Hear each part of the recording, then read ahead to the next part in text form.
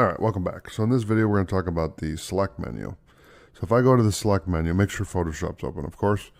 They have all deselect, reselect, inverse, all layers, deselect layers, find layers, isolate layers, color range, focus area, subject, select and mask, modify, grow, similar, transform selection, edit in quick mask mode, load selection, save selection, and new 3D extrusion.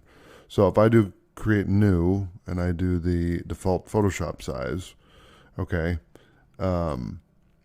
select all, we've used this tool.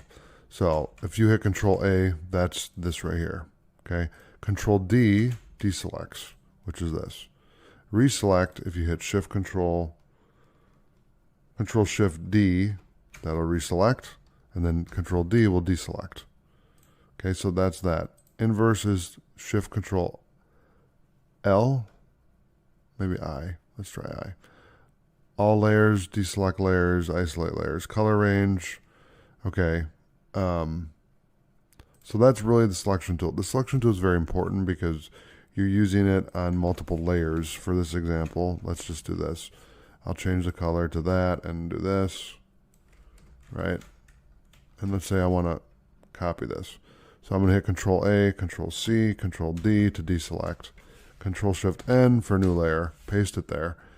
And then I'm going to change the color. Okay, so I need that select tool just for that. I mean, that's very important. You can select a mask. So we can do this. Let's just kind of do some wild stuff here. I'll hit OK. And now we mask the layer. Okay. Edit in quick mask mode. Okay. I'll do that, and let's do load selection. So I'll hit Control A, let's select it, and then let's load the selection.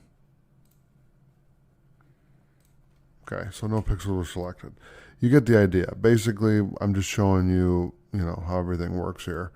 If I go to the layer 1 and we do color range, right, we can adjust the color range a little bit.